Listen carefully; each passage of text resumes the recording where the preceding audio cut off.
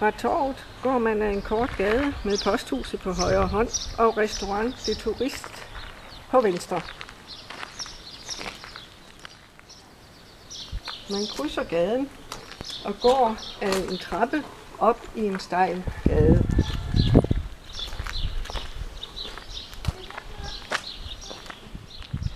Bag den høje stenmur ligger vores have syd for huset.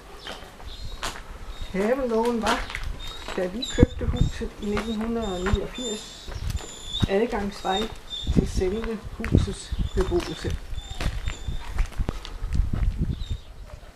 Nu. Havelågen var, da vi købte huset i 1989, adgangsvej til selve husets beboelse. Vi er nu på vej ind i jægerstuen af husets nye hoveddør.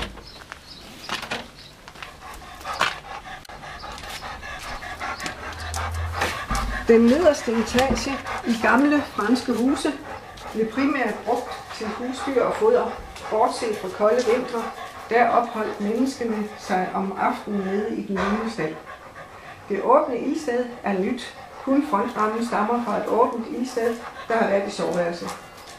Sofaen kan ændres til soveplads for 2 personer.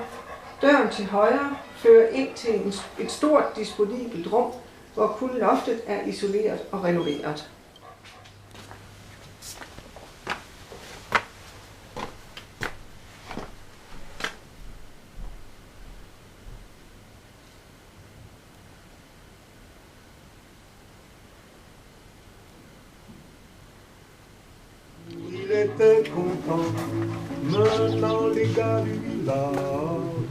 Fra huset er der adgang til haven. Den er cirka på 150 kvadratmeter. Både fra døren ud til terrassen og fra den gamle hoveddør og ned ad trappen er der adgang til haven. Indvendigt ved trappen er der et opsamlingsbassin. Trappen fra den gamle hoveddør har et indvendigt regnvandsopsamlingsbassin, og terrassen er rimelig ugeneret og rigtig skøn, også i vinterhalvåret.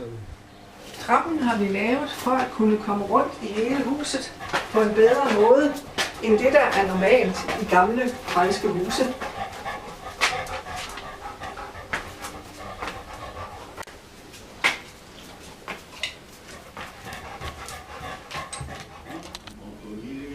I forstuen er husets gamle hoveddør og en dør til køkkenalrummet.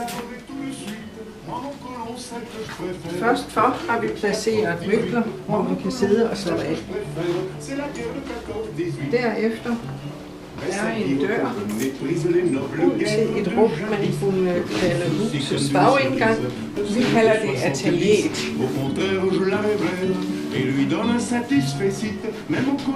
Vinduet vender mod øst, og det er godt især om sommeren.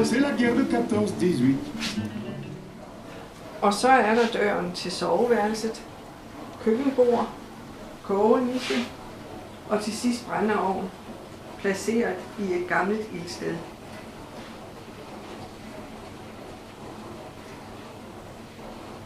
Bjælkerne i loftet har vi indskiftet. Lokale tømrere siger, at der er dyvelspor i bjælkerne, der antyder, at de godt kan være 600 år gamle.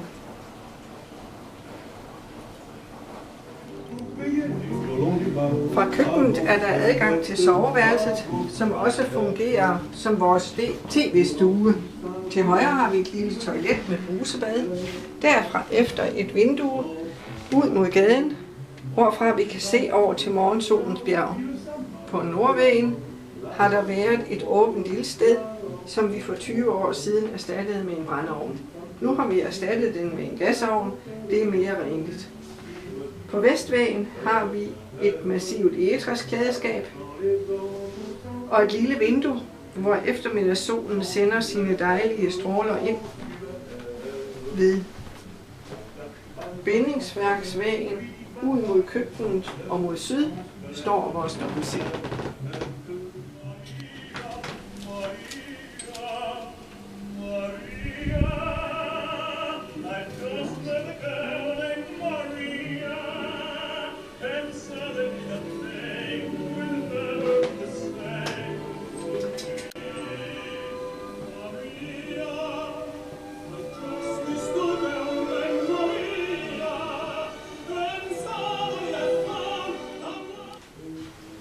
Fra forstuen fører en egetræstrapper op til næste etage, som kun er delvis renoveret.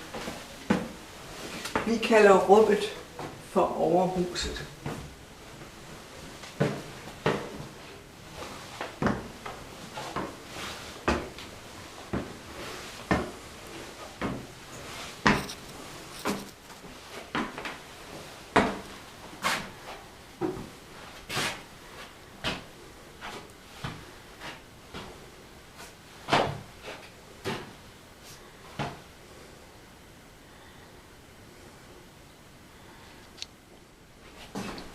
Rummet har samme størrelse som køkken-alrummet nedenunder. Her kan indrettes en selvstændig lejlighed. Der hvor stigen står, bliver der opstillet en trætrappe op til henderønsloftet. Bag døren til venstre kan der indrettes 2 sengepladser. Hidtil har rummet været brugt til husets varmvandsbeholder og så til opmagasinering af byggematerialer. Kun taget og skorstenen er renoveret.